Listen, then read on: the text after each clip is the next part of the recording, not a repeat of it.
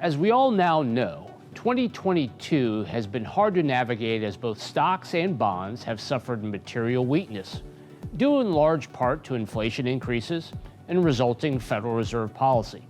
In this latest edition of LPL Street View, we'll take an inside look at some variables that could impact inflation in the months ahead. While consumer price inflation has only receded modestly so far, other manufacturing and services price levels have improved fairly dramatically. There are many variables that go into determining domestic price levels here in the U.S. Supply and demand imbalances, inventory levels, supply chain functionality, pricing on manufacturing and services inputs, and even fiscal and monetary policy, to be sure.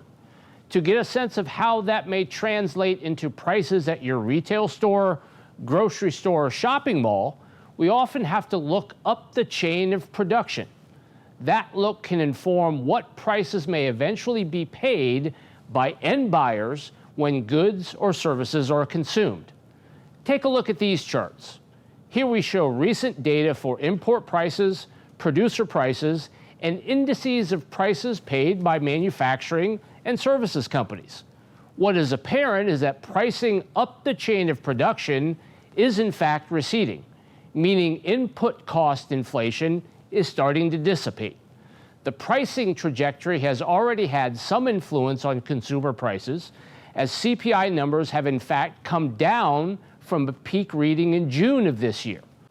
Will the relatively steep deceleration in these price series eventually translate into a more definitive drop in consumer prices? Time will tell, but we believe that will generally be the case, although the housing cost component of CPI could remain sticky for some time. Think about how we got here for a moment. We abruptly shut down global economies due to COVID and then turned them back on. That historic action, no doubt, helped fuel the economic imbalances that are contributing to unusual levels of inflation. While inflation has been more pronounced and has lasted longer than we anticipated, we are indeed getting definitive signals leading us to believe that inflation will continue to decelerate.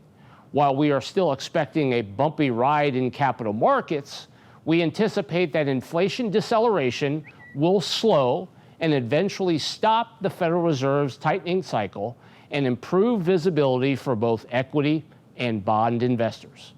Thanks for listening, and as we always say at LPL Research, allocate wisely.